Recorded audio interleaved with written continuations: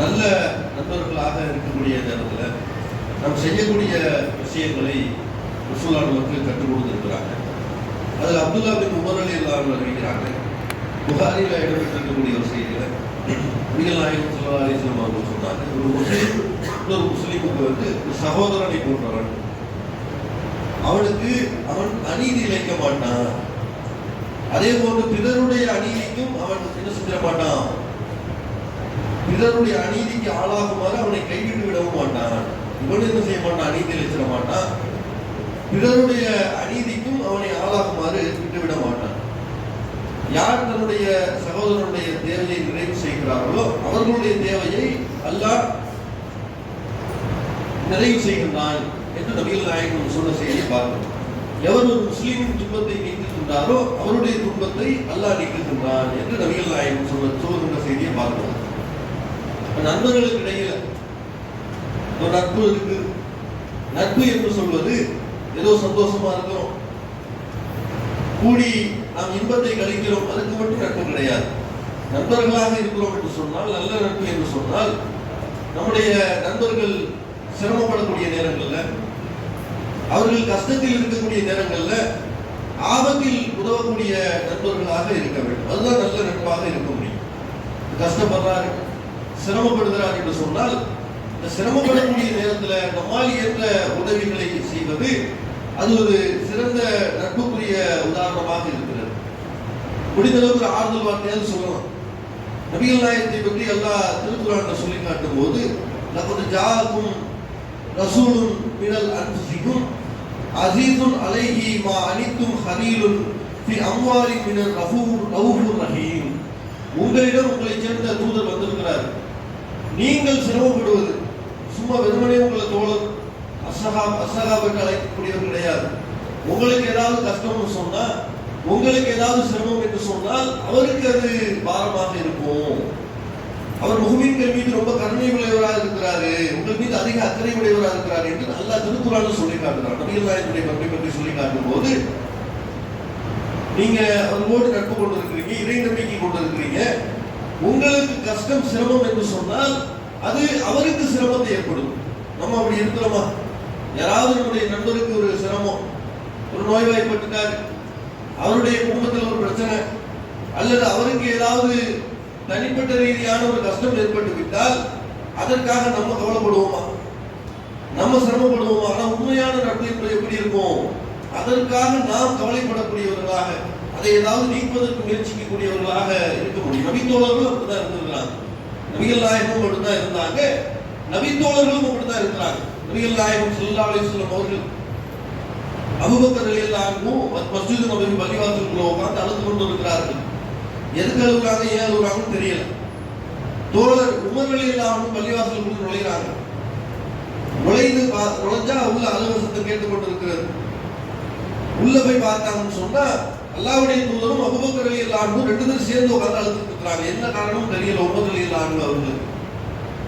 அதை பார்த்த உமர் ரலியல்லாஹு அன்ஹு அவர்கள் அவங்க என்ன செய்யறாங்க, பார்த்த மாத்திரத்திலேயே கண்ணீர் விட ஆரம்பிக்கிறாங்க. என்னுடைய தோழர்கள் ஏதோ அழுகிறாங்களே, அவர்களுக்கு என்ன சிரமம்னு தெரியலையே, என்ன பிரச்சனை என்று தெரியவில்லை என்று காரணம் கேட்கல. போய் எதுக்கு அழுகிறீங்க, ஏன் அழுகிறீங்க, உங்களுடைய பிரச்சனையை சொல்லுங்க. நாம இருந்தா அப்படித்தானே இருப்போம். ஒரு நண்பர் அழுது கொண்டு இருக்கிறார், முதல்ல காரணத்தை கேட்போம். சில பேர் என்ன செய்வோம், அழுதுனா கேலி செய்ய ஆரம்பிச்சிருவாங்க. எதுக்கு அழுகுறோம், ஏன் அழுகுறோம், உண்மையிலே அவருடைய பிரச்சனை என்ன கேட்டுட்டு கூட அதற்கு ஆறுதல் வார்த்தை சொல்லாமல் கேலி செய்யக்கூடிய மனிதர்கள் இருக்கக்கூடிய நிலையை பார்க்கிறோம். ஆனால் நபிகள் நாயகத்துடைய தோழர்கள் எப்படி இருந்தாங்க, உமரில் பள்ளிவாசலுக்கு நுழைகிறாங்க. தோழர்கள் இரண்டு பேர் அழுவதை பார்த்த உடனேயே காரணத்தை கேட்காம அழுகுறாங்க. அந்த அளவுக்கு உண்மையாகவே அன்பும் நேசமும் வைத்திருந்தார்கள். அதே மாதிரி நபிகள் நாயகத்தை சந்திப்பதற்காக ரசூலுல்லாஹ்வுடைய வீட்டுக்கு உமரில் எல்லாரும் வராங்க. நபிகள் நாயகம் படுத்திருக்கிறாங்க. எப்படி படுத்திருக்கிறாங்க, தலைக்கு வைக்கோல் நிரப்பப்பட்ட ஒரு தலையணையை வைக்கோல் எல்லாம் எடுத்து நிரப்பி ஒரு தோல் பையில வச்சு தலைக்கு வச்சு படுத்திருக்கிறாங்க. விரிப்பு பாத்தீங்கன்னா பழைய ரொம்ப இத்து போன ஒரு ஓலை பாய், ஈச்சம்பாய் மாதிரி ஒன்றை விரித்து அதில் படுத்திருக்கிறார்கள் நபிகள் நாயகம். உமர் ரலியல்லாஹு அன்ஹு அவர் செல்வந்தரா இருந்தவர். நபிகள் நாயகம் கடுமையான வறுமையில் இருக்கிறாங்க. வீடு எப்படி மஸ்ஜித் நபவி பள்ளிவாசலுக்கு பக்கத்துல நம்ம ஹதீஸ்கள்ல படிச்சிருப்போம். ஒரு தொழுவதற்கு அவர்கள் குடித்தால் கூட இன்னொருத்தர் படுத்த முடியாது, அந்த அளவுக்கு சிறிய ஒரு இடம் தான். அதில் படுத்திருக்கிறாங்க. எப்படி படுத்திருக்கிறாங்க? தலைக்கு வைக்கோலையும் பாய் விரிப்பாக ஒரு ஈச்சம், ஒரு கிழிந்து போல பழைய ஒரு ஈச்சம் பாயை விரிச்சு படுத்திருக்கிறாங்க. அதை பார்த்து உமர் ரலியல்லாஹு அன்ஹு அழுகிறாங்க. ரசூலுல்லாஹ் படுத்திருக்கிறவங்க காரணம் புரியல, எதுக்கு இவர் அழுதுருக்கிறார்கள். அப்புறம் உமர் ரலியல்லாஹு அன்ஹு காரணம் கேட்கும்போது உமர் ரலியல்லாஹு அன்ஹு சொல்றாங்க, பக்கத்துல இருக்க பாரசீகம், இந்த பக்கத்து ரோம் இருக்குது, அங்கு உள்ள மன்னர்கள் எல்லாம் எப்படி வாழ்க்கையை வாழ்ந்துட்டு இருக்கிறாங்க, ஒரு நாட்டினுடைய ஆட்சியாளர் என்ற அடிப்படையில என்ன மாதிரி ஒரு வாழ்க்கையை வாழ்ந்து கொண்டு இருக்கிறார்கள். ஆனா நீங்க இவ்வளவு கஷ்டப்படுறீங்களே, சிரமப்படுறீங்களே, தன்னுடைய நண்பனுடைய நிலையை நினைத்து இவ்வளவு வறுமையா, இவ்வளவு கஷ்டமாயிட்டு கண்ணீர் சிந்துகிறார்கள் உமர் அலி. நம்மிடத்துல பணம் இருக்குது, இன்னைக்கு எப்படி இருக்குது நிலைமை? நண்பர்களா இருப்பாங்க சிறு வயதுல இருந்து. வளர்ந்து வரக்கூடிய நேரத்தில் ரெண்டு பேருடைய பொருளாதார சூழ்நிலை மாறும். அல்லாஹ் ஒருத்தனுக்கு நிறைய பறக்கத்து செஞ்சிருவான், ஒருத்தனுக்கு பொருளாதார சூழ்நிலை சிரமத்துக்குரியதா இருக்கும். இவன் தன்னுடைய பொருளாதாரத்தை கொண்டு தன்னுடைய நண்பனிடத்தில் பெருமை அடிப்பான்.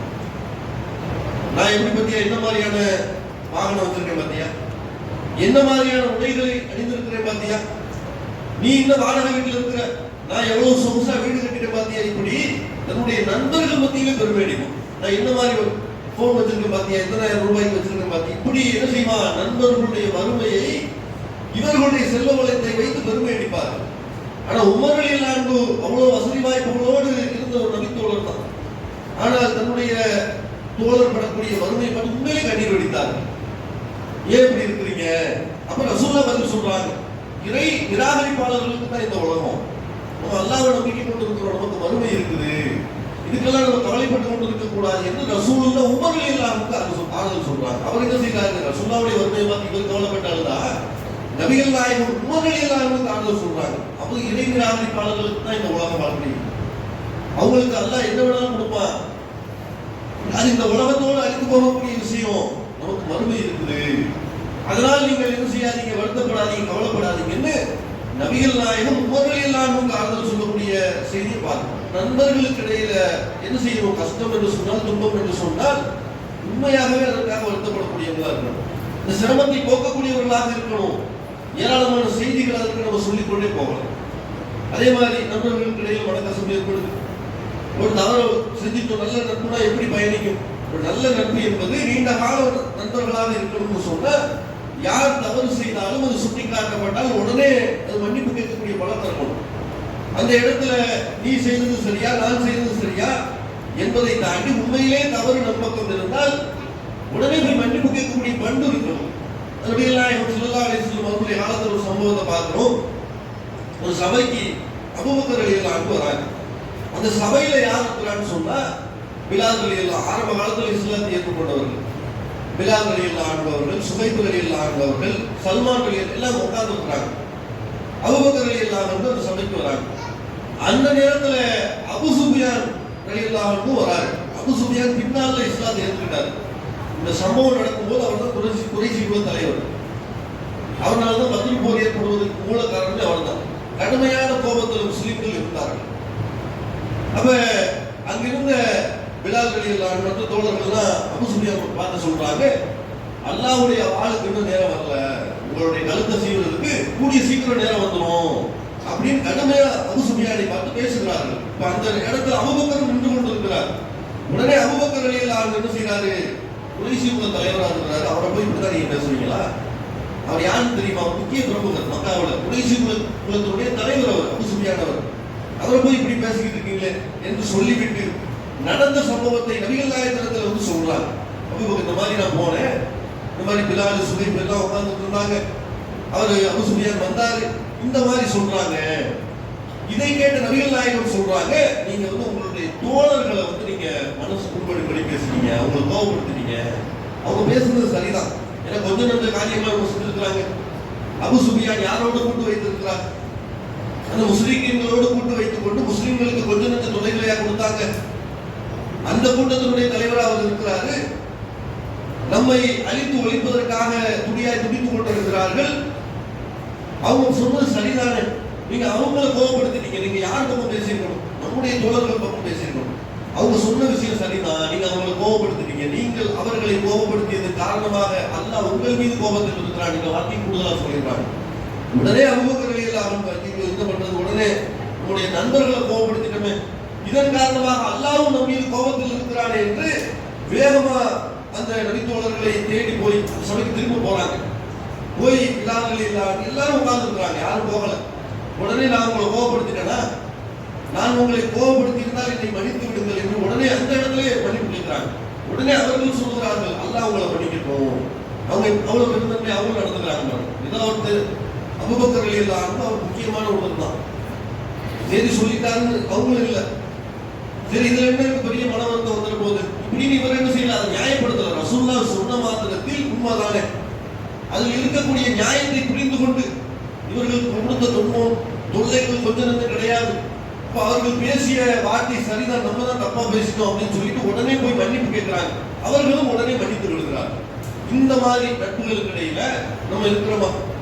ஏதாவது ஒரு மனக்கசப்பு சண்டை சச்சரவு வந்து விட்டது என்று சொன்னால் உடனே என்ன ஆயிரும், அது பெரிய லெவல்ல உண்மையிலே தப்பு இருக்குதா, ஆமா அப்படின்னா உடனே அல்லாஹ்வுக்காக எப்படி அபூபக்கர் ரலியல்லாஹு அன்ஹு மன்னிப்பு கேட்டார்களோ அது போன்று நம்ம இடத்துல இந்த பண்பு இருக்குதா? இந்த மாதிரி பண்பு இருந்தா நட்பு எப்படி இருக்கும், நீண்ட நாளைக்கு அது மரணிக்கின்ற வரைக்கும் பார்க்கணும்ல. 20 வருஷம் நட்பு, 30 வருஷம் நட்பு, மௌத்தாக வரைக்கும் இவர்கள் நண்பர்களாக இருந்தாங்க. இந்த செய்தியெல்லாம் பார்க்கிறோம். எப்படி இருக்கும், ஒருத்தருக்கு ஒருத்தர் அவர்களுடைய தவறுகளை உணரும் போது மன்னிப்பு கேட்டு ஈகோ பார்க்காம அப்படி இருக்கக்கூடிய நட்பு நீண்ட காலத்திற்கு இருக்கக்கூடிய நட்பாக அது இப்போது நம்மால் பார்க்க முடிகிறது. அதே ஒரு நட்பு சொல்றோம், எங்கிருந்து நம்முடைய நட்பு தொடரும்? நம்ம நட்பு ஒருத்தரோடு நம்ம நட்பு ஏற்படுத்திக்கணும்னா நபிகள் நாயகத்தில் ஒரு மனிதர் வந்து கேட்கிறார், யார் ரசூலல்லாஹ், நான் அழகிய முறையில் நட்பு கொள்வதற்கு உறவாடுவதற்கு தகுதியானவர் அருகதையானவர் யார் என்று கேட்டால் ரசூலா உடனே உம்முக அவருடைய தாய் தான் அப்படின்னு சொல்றாங்க. மீண்டும் அந்த மனிதர் கேட்கிறார், நான் அழகிய முறையில் நட்பு கொள்வதற்கு உறவாடுவதற்கு தகுதியானவர் யார்? இரண்டாவது முறை கேட்டால் திரும்ப உம்முக அவருடைய தாய் தான். மூன்றாவது முறையும் அந்த மனிதர் கேட்கிறார், நான் அழகிய முறையில் நட்பு கொள்வதற்கு உறவாடுவதற்கு தகுதியானவர் யார்? என்னுடைய தாய் தான் என்று மூன்றாவது முறையும் சொல்கிறார். அப்பயும் அவர் உடல. நான்காவது முறை கேட்டா அப்படிதான் ரசூலுல்லாஹ் சொல்றாங்க, அவருடைய தந்தை. முதலில் ஒரு மனிதர் நட்பு கொள்வதற்கு அழகிய முறையில் உறவாடுவதற்கு தகுதியானவர் யார்? நம்ம வீட்டில இருந்து தான் தொடரும். நம்முடைய பெற்றோர்கள் தான், நம்முடைய தாயார் தான், நம்முடைய தந்தை தான் நாம் நட்பு கொள்வதற்கு தகுதியானவர் அருகதையானவர் என்று நபிகள் நாயகம் நமக்கு கற்றுக் கொடுக்கிறார். உலகத்துல எந்த மார்க்கமும் சொல்லித் தராத விஷயம், எந்த ஒரு கொள்கைகளும் கோட்பாடுகளும் எந்த ஒரு ஆசிரியரும் கற்றுத்தராத விஷயம். முதல் நட்பு எங்கிருந்து ஆரம்பிக்கணும்? உங்களுடைய பெற்றோரிடத்திலிருந்து தான் ஆரம்பிக்கணும். பெற்றோரிடத்திலிருந்து எப்படி ஆரம்பிக்கும்? நம்ம பிள்ளைகளிடத்துல அந்த அணுகுமுறையை வச்சிருந்தா தான் பிள்ளைகள் நம்மிடத்துல ஒரு தோழர்களை போன்ற ஒரு நட்பு. உண்மையிலே நம்ம மீது அக்கறைப்பட்டவங்க தானே. நம்முடைய பெற்றோரை விட வேறு வெளியில நமக்கு அறிமுகம் இல்லாத நபர் நம்ம மீது வைத்திருக்கக்கூடிய அக்கறையை விட நம்மை பெற்றெடுத்த பெற்றோர் நம்மை அதிகமாக அக்கறை வைத்திருப்பார். எது நமக்கு நல்லது, எது நமக்கு கெட்டது என்பதை சரியான முறையிலே கற்றுக் கொடுக்கக்கூடியவர்களாக இருப்பாங்க. இப்போ ரசூலுல்லாஹ் அதை வலியுறுத்தி சொல்றாங்க, உன்னுடைய தாய் தான் உன்னுடைய நட்பு கொள்வதற்கு மிக தகுதியானவங்க, அருகதையானவர் அவர்தான் என்று 3 முறை சொல்லிவிட்டு 4வது முறை தந்தை என்று சொல்லுகிறார். பெற்றோர்களும் அதுக்கு ஏற்றாற் போட்டு இருக்கணும். பிள்ளைகள் வந்து நட்பு கொள்ளணும்னு சொன்னா அவங்க எப்படி நடந்துக்க கூடாது? பிள்ளைகள் மத்தியில் பாரபட்சத்தோடு கண்டிப்பு என்ற பெயரிலே குரூரமாக மோசமான முறையிலே பிள்ளைகளை வழிநடத்தணும் என்று சொன்னால் அவங்க வந்து சொல்லுவாங்களா? ஒரு நண்பரை போன்று பிள்ளைகள் நம்மிடத்தில் பழகுமா? ஆண் பிள்ளைகளாக இருக்கட்டும், பெண் பிள்ளைகளாக இருக்கட்டும், ஒரு பெற்றோர்கள் எந்த விதத்திலே அவர்கள் நடத்துகிறார்களோ, எந்த விதத்திலே அவர்களை அணுகுகிறார்களோ அந்த அடிப்படையில் தானே பிள்ளைகள் அந்த பெற்றோரிடத்தில் நட்பு கொள்வாங்க. இல்லாட்டி எப்படி இருக்கும்? அந்த பக்கத்து குடும்பம் தாய் தந்தை பாட்டுக்காக கொண்டு இருப்பாங்க, பிள்ளைகள் பார்த்துட்டு இங்கிட்டு இருப்பாங்க. இவங்க என்ன செய்யறாங்க அவங்களுக்கு தெரியாது. பிள்ளை பள்ளிக்கூடத்துக்கு போதா, கல்லூரிக்கு போகதா, அங்கு நடக்கக்கூடிய சம்பவங்களை வீட்டில் சொல்ல மாட்டாங்க. ஏதாவது ஒரு பிரச்சனை என்று சொன்னால் கூட நிறைய பிள்ளைகள் தற்கொலை செஞ்சுக்கிறாங்களே.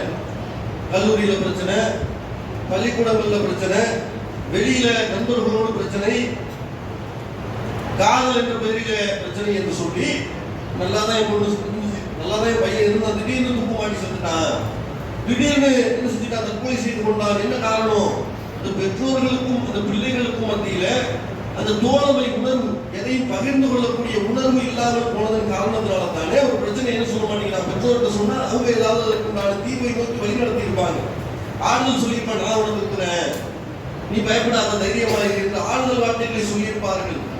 ஆனா அந்த நட்பு உறவு முறை இல்லாமல் போன காரணத்தினால்தான் நிறைய இடங்கள்ல இன்றைக்கு இருக்கக்கூடிய மாணவர்கள் சிறுவர்கள் தற்கொலை செய்து கொள்ளக்கூடிய காரணமா கூட இருக்கு. ரசூலுல்லாஹ் அழகா கற்றுக் கொடுக்குறாங்க அந்த மனிதருக்கு, நீ அழகிய முறையில் நட்புறவு கொள்வதற்கு உறவாடுவதற்கு உன்னுடைய தாய் தான் முதன்மையானது, உன்னுடைய தாயும் தந்தையும் தான் முதன்மையானவர்கள் என்று கற்றுக் கொடுக்கிறாங்க. பெற்றோர்களும் அதற்கு ஏற்றார் போன்று பிள்ளைகளை நடத்தினால்தான் அந்த ரெண்டு பேருக்கு இடையில உள்ள அந்த தோழமை உணர்வு என்பது எல்லா விஷயங்களையும் அவன் என்ன செய்வான், போய் பகிர்ந்து கொள்வான்.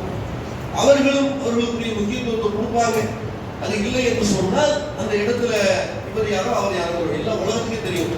பெற்ற தாய்க்கு சொல்ல மாட்டோம், பெற்ற தந்தை இடத்துல தந்தை வந்தார்னா தந்தை வீட்டில் இருக்கக்கூடிய நேரத்தில் மகன் இருக்க மாட்டான், மகன் இருக்கக்கூடிய நேரத்தில் தந்தை இருக்க மாட்டான். அப்பா இல்லாத நேரத்தில் பார்த்துக்கிட்டு இருப்போம், அப்பா வீட்டில் இந்த நேரத்துல இருந்து இந்த நேரம் வரைக்கும் அத்தா இருக்க மாட்டாரு.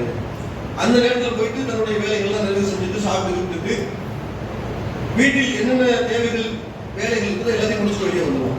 ஏன் 9 மணிக்கு மேலே எப்பா நீ வீட்டுக்கு போக, அப்பா அக்கா வந்துருவாரு, அற்ப நேரத்தில் இருக்கக்கூடாது, எனக்கு அவருக்கும் சரிப்பட்டு வராது, அவர் ஒன்று சொல்லுவார், நான் ஒன்று சொல்லுவேன், நம்ம பேச்சு அவங்க இப்படி எல்லாம் பார்க்கிறோமா இல்லையா, நடைமுறையில பார்க்கிறோம். ஆனா ரசூலுல்லாஹ் என்ன சொல்றாங்க, நீங்க அழகிய முறையில் நட்பு கொள்வதற்கு உறவாடுவதற்கு உங்களுடைய பெற்றோர்கள் தான் முதல்ல தகுதியானவன் ரசூலுல்லாஹ் கற்றுக் கொடுப்பதை நம்ம பார்க்க முடியும்.